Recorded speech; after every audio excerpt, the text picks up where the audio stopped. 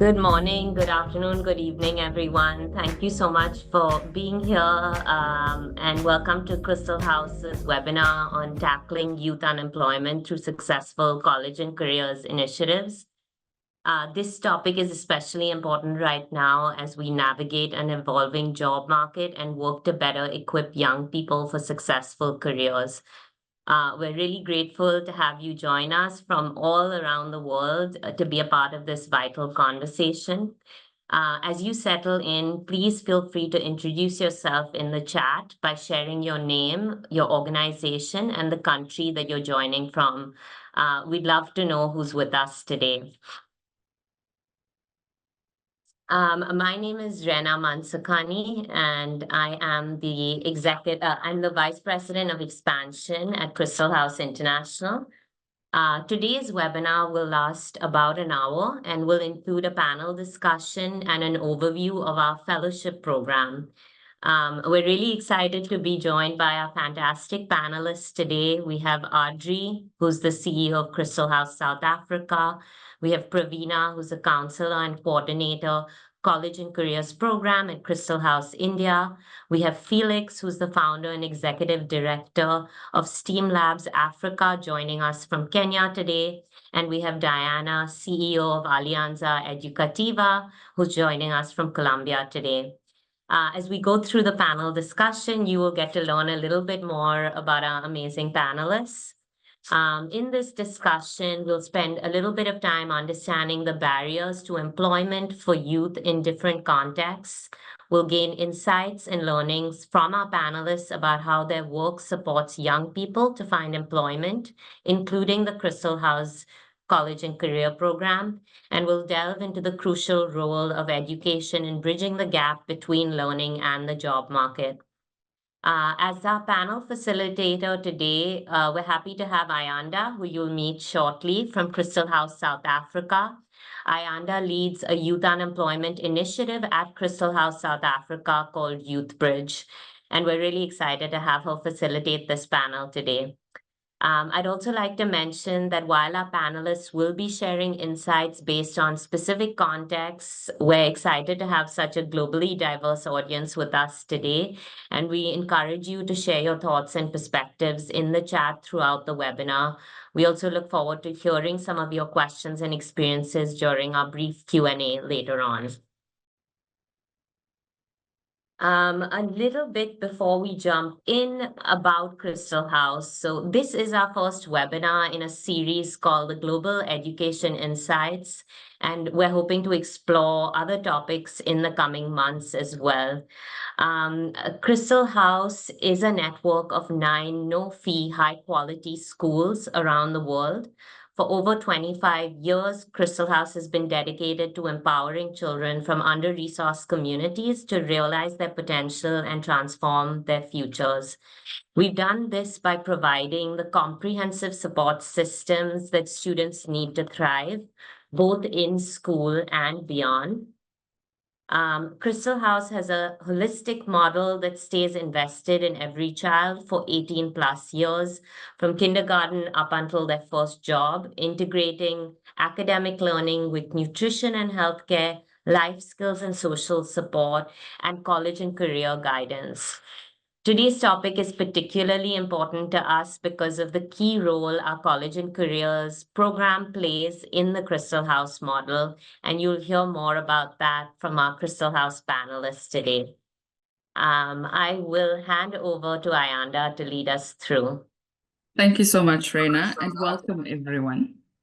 So in 2021, we saw a whopping 75 million young people being unemployed globally.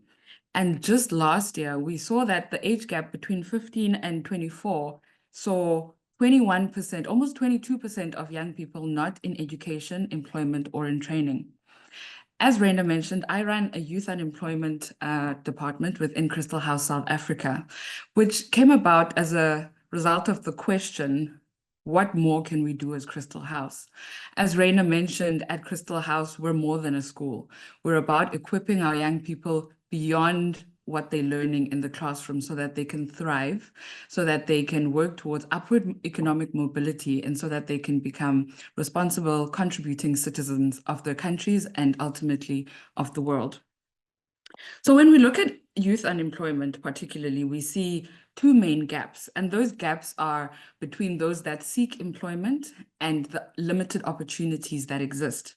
The other gap that we see is between the needs of the potential employees and then the needs of the employers. And so how do we bridge that gap? The demand has grown over the years when it comes to the type of employees that employers want. And this has been driven by various factors, some of which include digitization and automation, and the need to have employees that are adaptable in that regard. According to a PwC report, it is estimated that by 2030, automation and AI will have converted or changed 30% of the jobs that exist today. The gig economy is something that is on the rise at the moment, with 12% of the workforce globally being part of the gig economy. And what that means is that people are engaging in contract work and freelance work. And that is driven by work readiness. And it's also driven by the fact that people need more money than is currently available in the job market. So on my panel today, I've got Adri, who's the CEO at Christel House South Africa. As Reina's mentioned, I've got Praveena, who heads up college and careers at Christel House India. I've got Felix, who runs a program in Kenya that he will tell us more about. And then lastly, I've got Diana, who runs a program in Colombia that she will also tell us about. May we please spotlight my panel? The first question is going to be aimed at all the panelists, and as they engage with us, they can feel free to tell us a bit more about the work that they're doing in their countries as well. And so I'll start with Adri, just because your name starts with an A. And the question is, to you, what are the main components relating to employment and employability in the context of the work that you do? I think it's a really very good question, because I think mostly when people speak about unemployment, etc., and employability, it's about skills and, you know, all those sorts of things. And actually it's such a different scenario, particularly in the work that we do at Christel House, where all our children our learners, our young adults come from very, very, very difficult and adverse circumstances. So when you look at employability, the first part of that really is almost something that I would like to refer to as social capital. And before you look at skills or anything, is to look at kind of what is the lay of the land in the game. You don't even know how to enter the game. You don't know where the jobs are, the opportunities are. You don't know who to speak to. How does your CV stand out amongst 1,000 other people? So it's just asking how to get into employment is so hard, because actually the first question is, how do you even recognize all the barriers? And then you're a little bit like a hare stuck in the headlights. So I think the first thing is some sort of understanding of what the barriers are to allow you to even look at the opportunities, and then your question becomes live and valid. Thanks, Adri. Felix, what are your thoughts on this, the main blocks relating to employment for young people? Thank you, Ayanda. I'd like to mention that when it comes to unemployment and what is happening in the world today, one of the aspects to look at is skills mismatch. And I like to say that because there is a lot of data that indicates that, specifically from Kenya, we learned that one out of 5 young Kenyans in the labor force is unemployed, and that significant group of young people is lacking in the skills that are needed by the employers. And notice that it's not like they are not qualified. It's just that they are qualified, but the skills that are needed in the marketplace are not what they have. It is something we call skills mismatch. And that, I believe, is what I can speak to in terms of unemployment.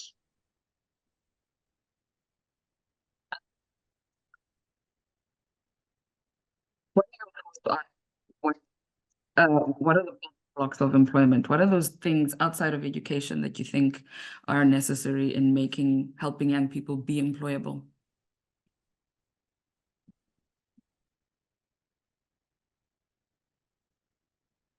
Sorry, who was the question to, Ayana? You broke up? It was to Praveena.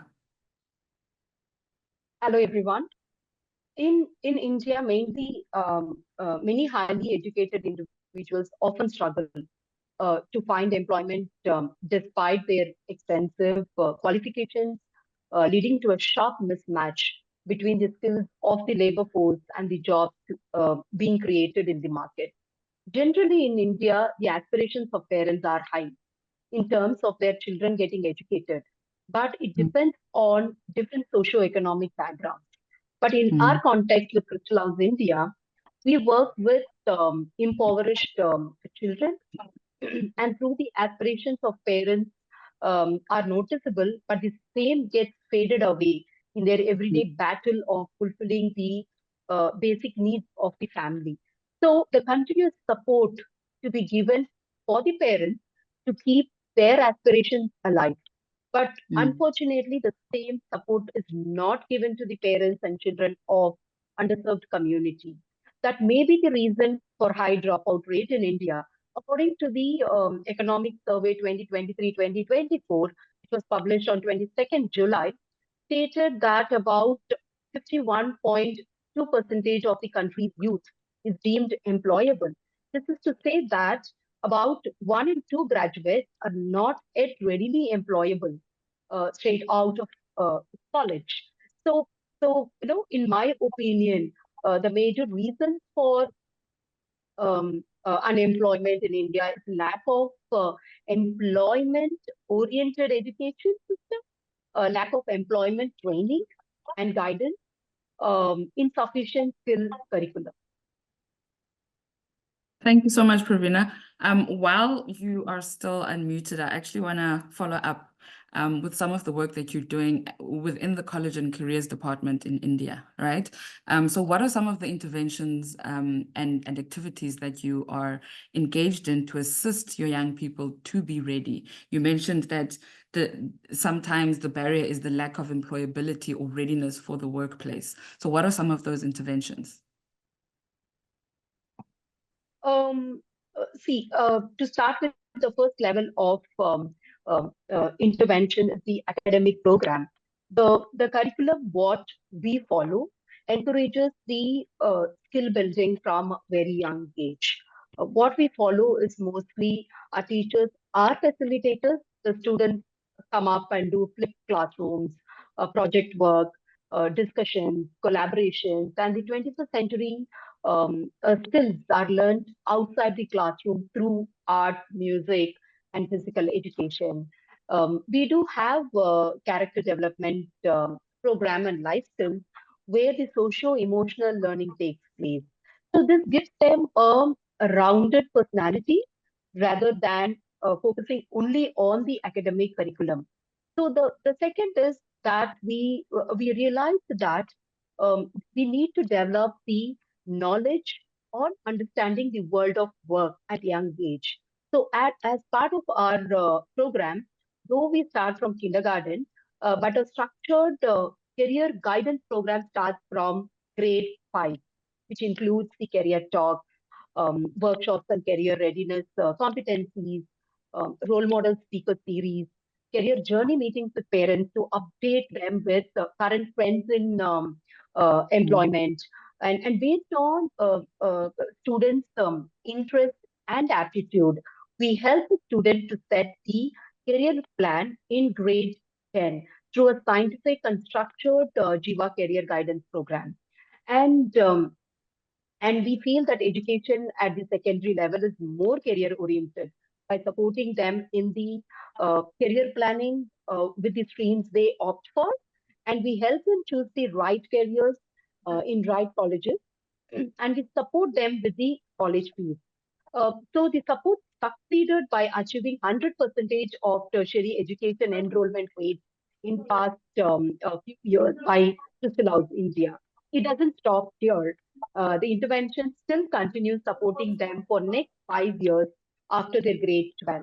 So we supervise their attendance, track their academic performance, progress and academic performance, involve parents in the discussions, monthly and quarterly check-ins to have a smooth transition from school to college. This is where the first social integration happens. when they go to different colleges.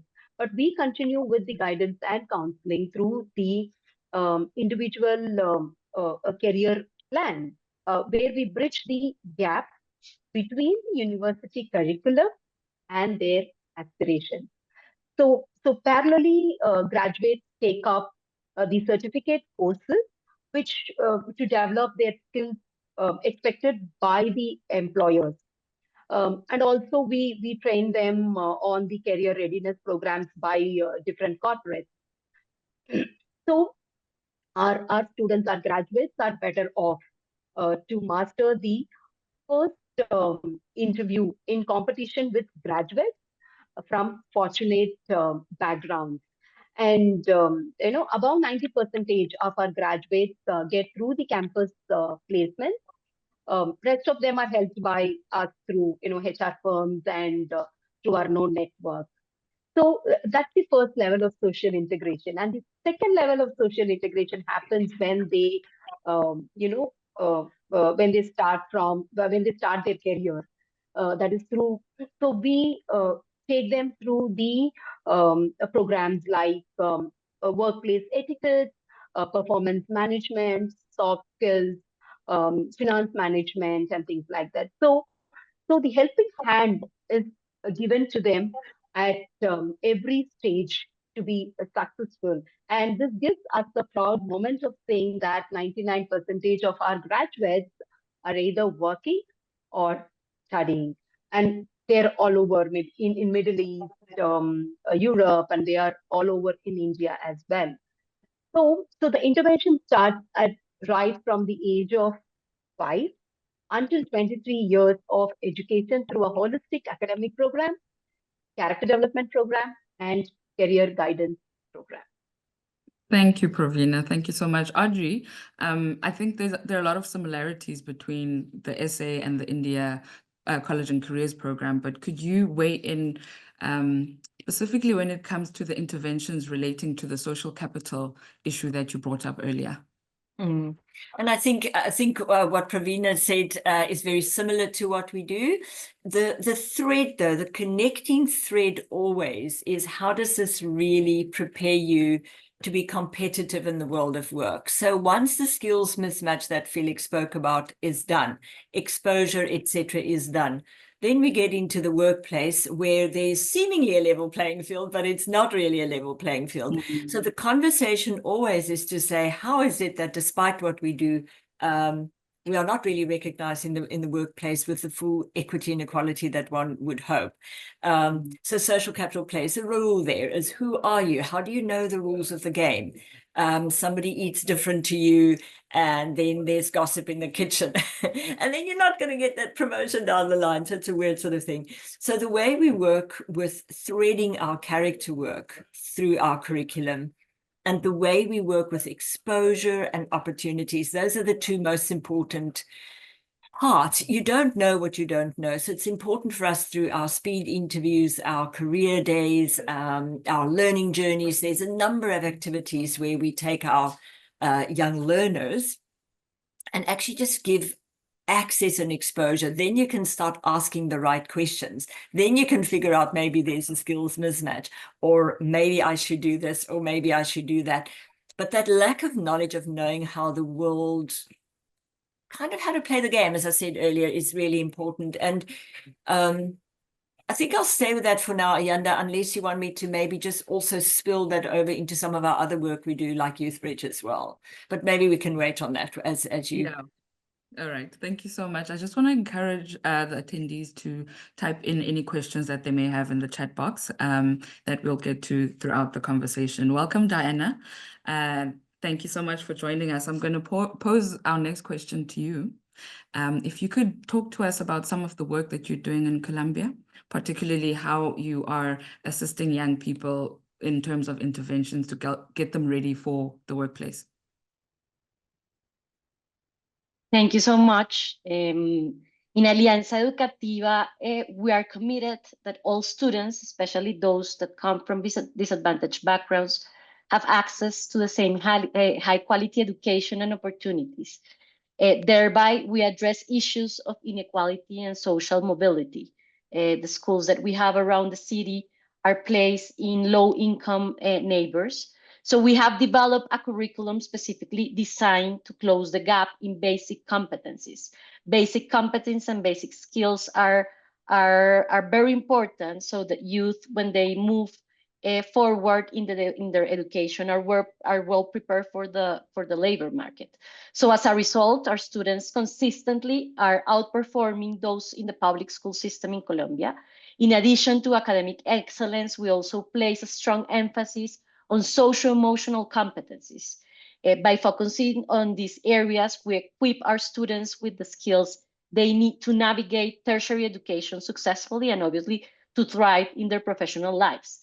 We also provide a robust vocational guidance that's also always a barrier for youth employment. So we ensure that our students have a clear understanding of their career options and the pathways that they can follow after finishing high school.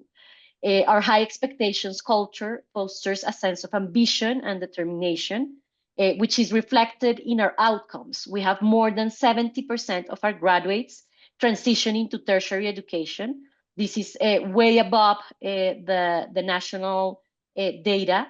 Compared to the rest of the students in Colombia, that's less of half of the graduates, less of half of the graduates in Colombian transition to tertiary education compared to 70% of our students. So many of our students also receive scholarships and partial funding for their education after they finish high school.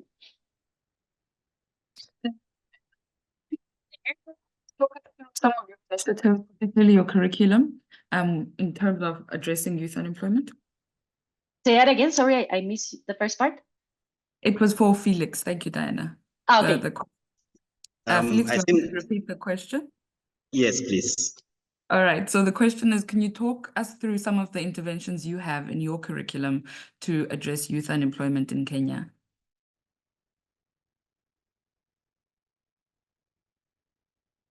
I think we've lost Felix. Okay. All right. I think we'll wait for him to come back to us. Is everyone else still here? Are we still good? Adri, Diana, Praveena? Okay, great stuff. Okay. So maybe let me go back to Diana.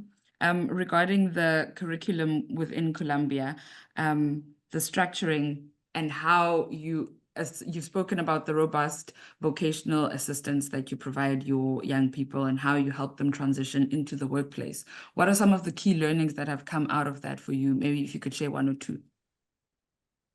So for us, the key learnings are based basically on social-emotional competencies. The two strength pillars of what we do at Alianza Educativa are related. One with academic success and making sure we close the gaps early in terms of the basic competencies for reading, comprehension, and math that students need to have so that they can succeed as they move forward, but also working on social-emotional competencies since they start school and making sure they have the right skills so that they can navigate challenges. And because they come from underserved communities and underprivileged backgrounds, they will require more grit and more resilience to be able to succeed later on.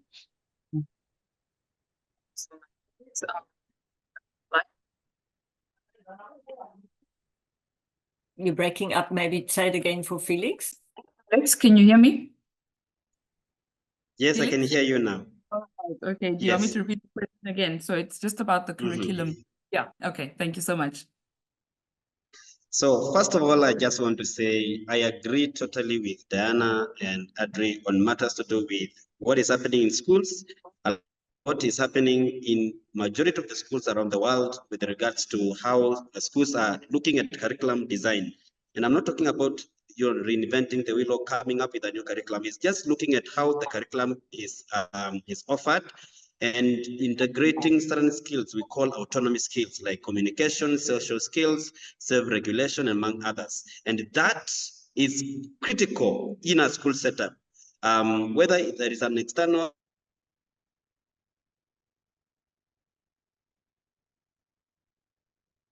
Felix? Okay. It seems like we're having connectivity issues there. Can you guys still hear me? Yes. Okay. Okay, great. Let's go over to Adri and let's chat about the ever-changing job market. As I mentioned, there's a lot of digitization and AI and automation in the workplace. And that requires a lot of adaptability. It requires us to think further than what we studied and become more teachable. How are you equipping your young people within the school and post-school to be able to not fall through that gap? Should we do a number of things? I do want to ask you whether you orchestrated Felix to drop off, because we talk about the digital divide and Felix is struggling in Kenya to connect and connect solidly. So I did need to just check in on that. So this, jokes aside, this is a really good example of what it takes to you wanting to play the game on an equal playing field, and it's never quite equal. And yet you only have the limited tools in your hands. So one of the things that we do where we are at Christel House is to really understand that the world of work will be through the medium of a digital space. So all our kids have got computers. There's a one-to-one device ratio, and everything gets done onto and through our computers. Because much as I see Felix is that, much as we believe and we're very focused on our curriculum, ultimately your world of work is new information that comes to you that you need to synthesize and find and problem solve in order to have output for your employer. So this idea of matching, be much, much more serious about matching the world of work and the world back into our classrooms is so important, because it's often a disconnect. Here's the curriculum and it treads on a treadmill until you finish school, and now we're talking about whatever we want to do with this person in the workplace. And the digital divide, or crossing the digital divide, is really, really central to that. And I just want to add one more thing, and that's the issue of AI. And the conversations are going. It's ChatGPT and it's this and that. And what are we going to do? We don't know if our kids know the stuff, because they might all just be listening to ChatGPT. It is our life. So let's not worry about what that means. Let's rather worry about how do we integrate that. And many schools, and ours included, already just accept that this is our life. How are we going to then respond to that? And the importance of that, I think, is worthy of the fact that you've asked the question. Thank you, Adri. Felix, how's your connectivity? I'm so sorry for that. No, that's all right. There being challenges here and there. Yeah, I was saying that it is important what is happening in the school that matches what the world of work is looking like. And so looking at self-regulation, looking at social skills, soft skills, and that like that. I think that's what Adri was speaking to again. And as at STEM Labs Africa, we are not in the process of competing with what private or co-ed schools are doing, or even what the government is doing. It is looking at how we can complement that work, just like Diana mentioned.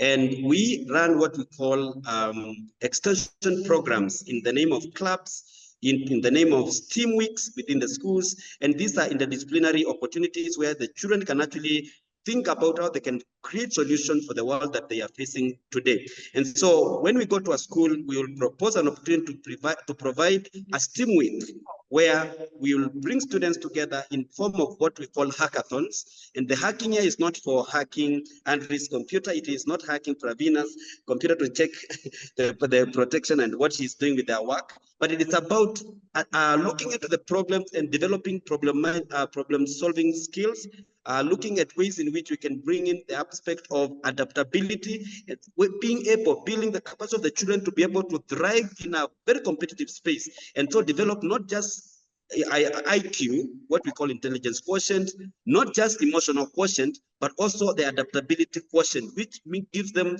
the opportunity to develop skills that they can actually thrive in unpredictable predictability that we are assumed to be coming. So that is number one, the hackathon, the STEAM weeks. The second thing that we do at STEAM Labs is provide opportunities, and mind this word, this is not about child labor. We provide 2-week program in what we call STEAM Labs Next Gen.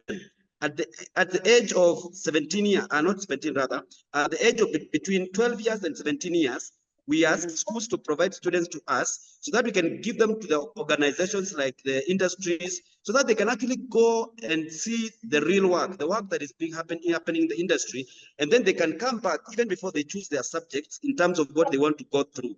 Also, if the students have chosen a subject, they again come to the marketplace when they are in year 11, year 12, year 13, so that they can actually get an opportunity to understand, this is what I'm required to have, or this is what is wrong in the marketplace, and therefore look at what the future looks like, compare with what they have experienced in the classroom and what they have experienced in the marketplace for 2 weeks only. This is not like 3 months attachment. It's not 3 months internship. It is workplace experience, or what we call job placement, for the purpose of getting them an opportunity to do that. And that's what we call STEM labs and Extend. Of course, there are other many things, including coding and AI, robotics and engineering, game design, and many other things that we're looking into in the place of technology, but also in the place of social skills. Finally, the other aspect is about student agency on the place of climate change, the thing that we are talking about. These are pressing issues that are, that students need to act on, become agents of change in the same. So we again inculcate what we call student agency through calling schools to inculcate these skills and developing materials that are going to help them to do so. Thank you. The importance of AI automation and how you see it playing out with your young people.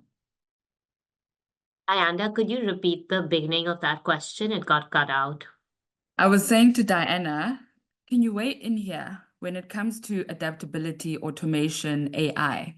How do you see that playing out with your young people in your program? So that's actually a big challenge because technology is advancing always super fast. And if you try to catch up, it requires a lot of investment in bringing technology into the classroom. So right now, we are in the process of understanding what will technology imply to Alianza Educativa, to our charter school network, how we want to incorporate technology into our curriculum. We're currently undertaking a curriculum renovation, making sure that we are bringing the different competencies that are important for students to succeed. So, for example, English language in Colombia, bilingualism is very low, and especially for the communities that we serve is practically zero. So we are making sure that we're bringing other skills that will allow our students, once they finish high school, to successfully transition into tertiary education, or if they want to wait before going into the next education levels, and if they want to find a job, that they will be that they will be able to find good paying jobs. And for that, definitely English is a tool for us. It's a name. It's a mechanism for people to succeed, but also technology and making sure that they have computational thinking, which sometimes to develop technological competencies, you don't need to have technology in itself, like bring them all the way to start doing programming or things, but you need to start to develop a framework. So we're working on that, but I think it's still a challenge for us, and I think we're not addressing it as fast as we should be addressing it in terms of how the labor market and the technology is moving forward.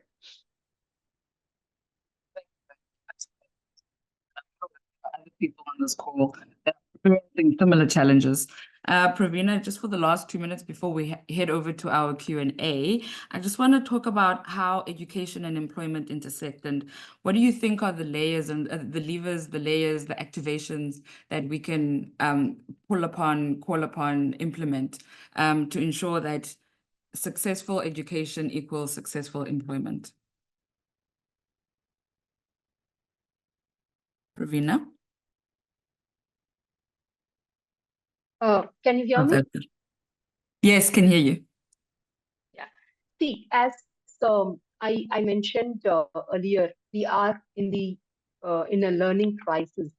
The first step is to identify where children and youth are in building the range of skills which they need, and the second will be to monitor the progress in their development and ensure no child or young person is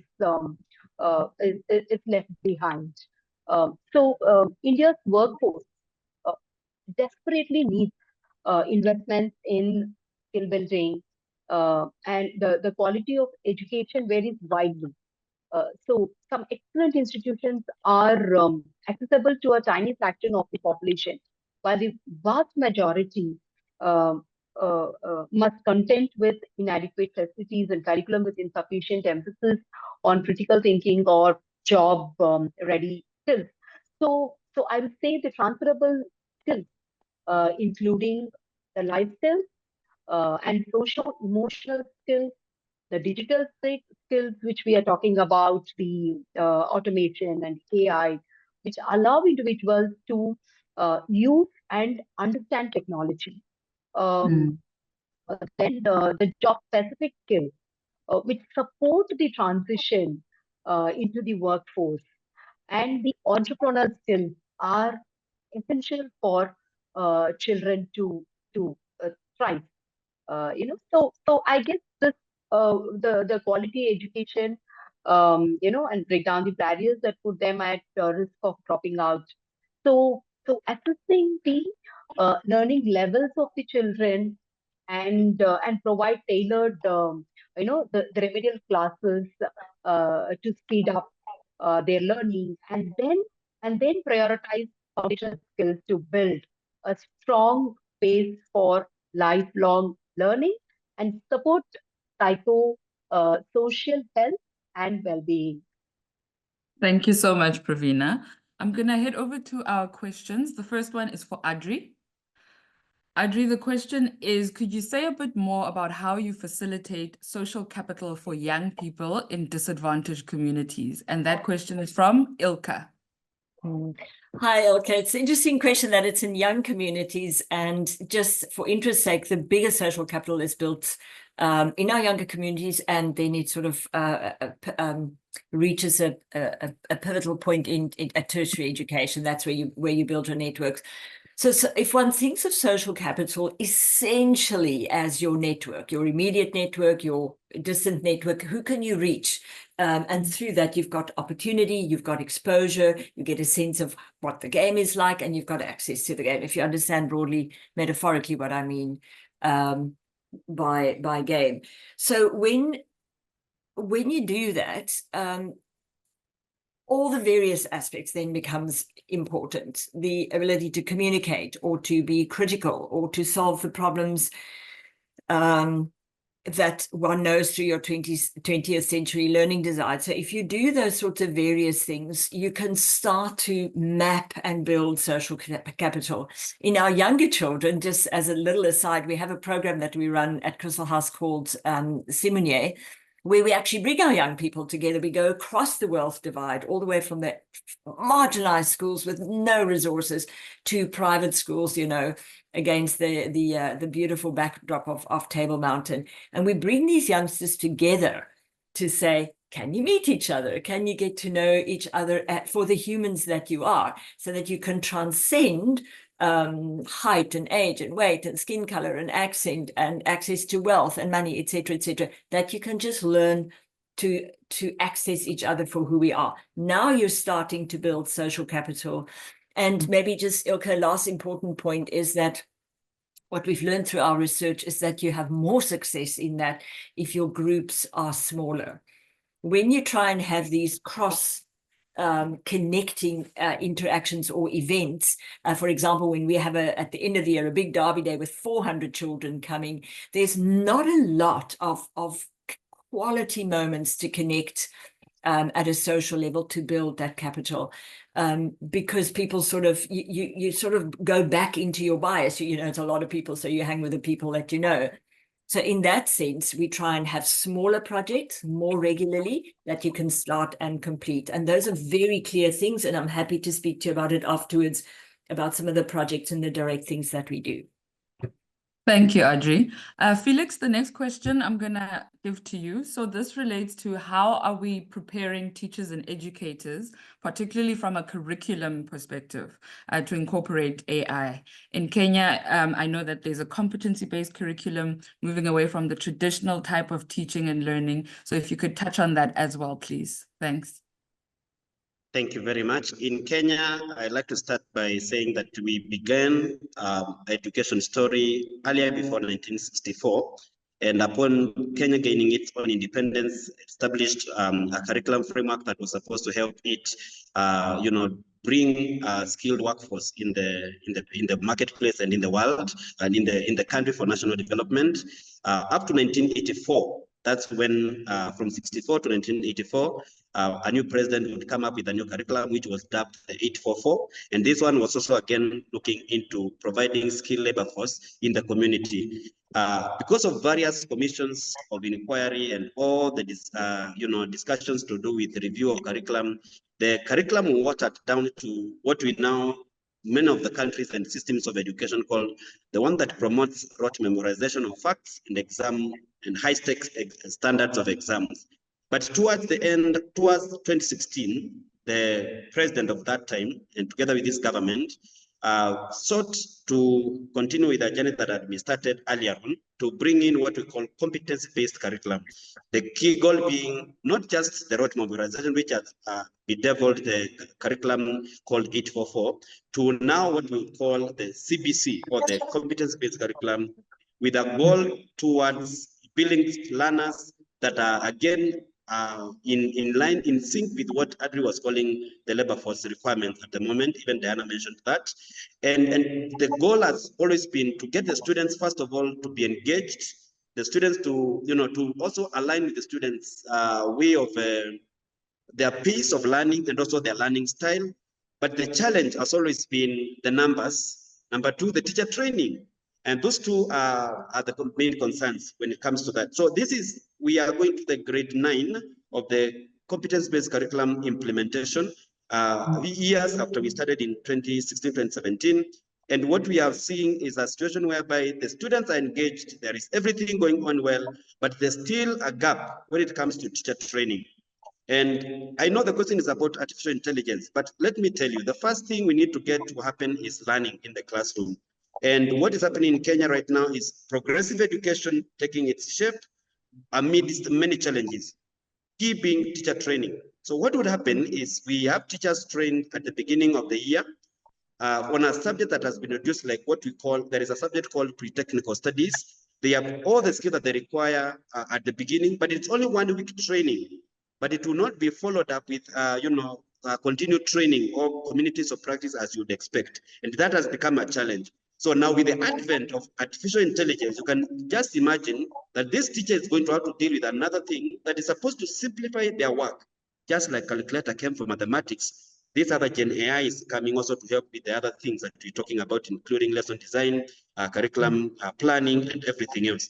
But I'm just saying, I cannot even talk about artificial intelligence at the first thing. The most important thing is to at least ensure the teacher is equipped well to deliver the curriculum. The other thing is about numbers. The numbers are large for the teacher who is dealing with the students, so in terms of challenge. But then, if this is implemented well in places where the curriculum has been implemented well, we have seen a student's achievement of learning outcomes being, something that is good in terms of the assessment that we are receiving from the Kenya National Assessment Council, or we used to call it Examination Council. We are transitioning to Assessment Council because we are moving from high-stakes exam kind of idea to assessments, which are going to check where the child is. So one of the things that we are seeing is student engagement. We are also seeing a lot of preparation for work, where we're talking about the children being prepared for the future of work and the world of work by project-based way of teaching, project-based way of learning, where students get involved in the real-world problem solving, teachers inculcating social-emotional learning in the process, teachers talking about even concepts like climate change, like I mentioned earlier, and that is something we can leverage on. And when it comes to AI, then I can simply say we are at a place where we are beginning to see great change. So it is possible that the teachers, as they continue developing this aspect, they are going to continue growing. as I talk right now, I'm at the University of Nairobi in Kenya. University of Nairobi, we were doing an innovation camp. And one of the areas we focused on is a project supported by Google DeepMind and Raspberry Pi Foundation. And we are training teachers on how to use artificial intelligence for learning, for planning, for delivery, for assessment. So that is what is happening. We are making one step at a time, but what we are happy about is what the children are experiencing in the classes today in Kenya, and what is happening even through all the challenges that we have. And thank you to the teachers and the good work that they do. Thank you, Felix. Thank you so much. I'm going to ask Vinesh to unmute Masoom and ask Masoom to switch on the camera and ask the question that they had. Good evening, everybody. Good evening. My question is, how do you guide the children with various career options? And this question is for Adri. And how do they fit well into the goals they have set for themselves? Masoom, thank you for that question, and it's a really, really good one, and probably a bit counterintuitive in the way that we view that. Firstly, it's for us really important that this notion that from the moment you're 4 years old, they ask you, what do you want to be one day? And all this huge pressure that everybody wants to be a helicopter pilot or a teacher, and you have no idea what you want to be. So it's really important for us to, again, the issue is around access and about knowledge and about knowing what is out there. So we spend the first number of years talking to children. I think, as Praveena mentioned, we start at the age of 4 until 23, and we just talk about the concept of a career. Right, you go to school, and then after school, you don't stay home. And remember, our children come from very disadvantaged circumstances, so many of their parents do stay home. And we need to, first of all, bring that to the fore, that you're not going to stay home. You are going to be working, and working doesn't have to be just doing what somebody else wants in the form of a career, etc. Then as they progress, we take them on learning journeys to various careers to observe. We then start doing things like go and research 5 types of careers in this type of field and write an essay about them. So there's no pressure to be a teacher or a helicopter pilot or whatever. There's just simply access. You will notice that most children, when they're small, want to be teachers because that's their only role model. They only go to school and they see teachers, so they want to be like Miss Carroll. Right? So we need to break beyond that, through access, and then the gentleness of saying it's all very interesting, isn't it just? Then there's job shoulders, and then slowly towards the end of their school career, we start honing in on subjects, what really the careers are that could work, where your competence connects up with your ability, back to Felix's point of the skills mismatch. What would that look like in the workplace, et cetera, et cetera. And then we start honing in. And then by matric, we say, grade 12, we say, now you're ready to step in. Here's your career, and then we're ready to support you thereafter. So I think that sort of covers it in a nutshell, but in a no pressure exposure type way. Absolutely. Thank you so much to my wonderful panelists. We are out of time. I just want to thank you all for availing yourselves this afternoon, evening, depending where you are in the world. And thank you for the good work that you're doing. I'm going to hand over to David Harris, who's the Executive Vice President of Christel House International. Thank you so much. Yanda. It's first of all just great to see so many people here today. Thank you for joining us, and thanks to Yanda and for the panelists for a terrific conversation. My name is David Harris, and I am the Executive Vice President of Christel House International. And as some of you already know, Christel House is expanding into new countries. We are excited to share our approach for doing so here today. And it starts with identifying the founding CEO for our new countries. We are looking for leaders with the entrepreneurial skill set and vision to launch a new Christel House school in a place that we've never been. To find those leaders and to support those leaders, this past Monday, some of you may have seen, we launched our Global Path Builders Fellowship. The Global Path Builders Fellowship is an intensive 2-year fully paid fellowship designed to identify visionary leaders to launch new Christel House schools. Fellows will receive during that 2-year period the resources, strategic and financial support, and maybe most importantly, the time needed to successfully launch a new Christel House school. The fellow will eventually transition into the role of CEO for Christel House in their country. And in that role, the CEO will oversee all aspects of the school, including academic programs, fundraising, board relations, external partnerships, and eventually, we hope, expansion. And we'll hire an academic team, including a principal, to manage the academic program. After an extensive analysis, Rena and Vignesh did a tremendous amount of work on this that looked at several factors. We are targeting 6 countries for expansion: Ghana, Kenya, Colombia, Peru, Nepal, and Bangladesh. We will offer the strongest candidates from 2 of these 6 countries the Global Path Builder Fellowships, and those will be the 2 countries that we launch in. A big thanks to many of you who are on this webinar for your help in supporting us as we launch this fellowship. And coming up in the next few months, Rena and I and Vignesh will be visiting all 6 of those countries, and we look forward to meeting many of you on this call during those meetings. So thank you for your support, and thank you for being here today. Of course, we also realize that there are many people on the call today who are not from those countries, and we want to just say that we want to continue to stay connected with you and share and learn from you as we all move forward in this important work. And I will now turn it over to Rena. Thank you, David. I will just share a little bit more information about our fellowship, and then we'd love to keep a couple minutes for any questions that we might have about the fellowship.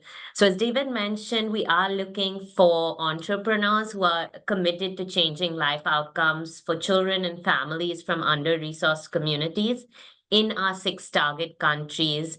Ideally, someone with 10+ years of experience, including significant leadership experience, someone who has a track record of fundraising and initiating and leading projects. Of course, the belief and the passion are key for this role as well. And we are looking for someone who is a citizen, a permanent resident, or have strong ties to the 6 target countries David mentioned. And then, as he mentioned, applications are now live on our website. We will send out the link to our website after this call for anyone interested. But we are looking for applications or nominations if you know someone who could be a good fit for this role.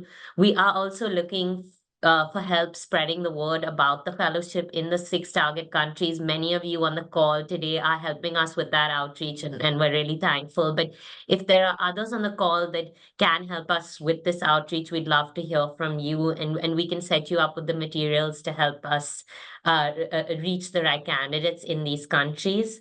And then, as David mentioned, if you know anyone that we could meet with, we'd love to hear from you. And I think that's a wrap on the fellowship. We'd love to open it up to any questions that folks might have. You can either raise your hand or drop them in the Q&A below. So there was a question about India, just to share with everybody. We are also expanding in the countries in which we operate. So in India, Mexico, and in South Africa, we are expanding as well. So we're both doing new country expansion, and we are doing expansion in our existing countries.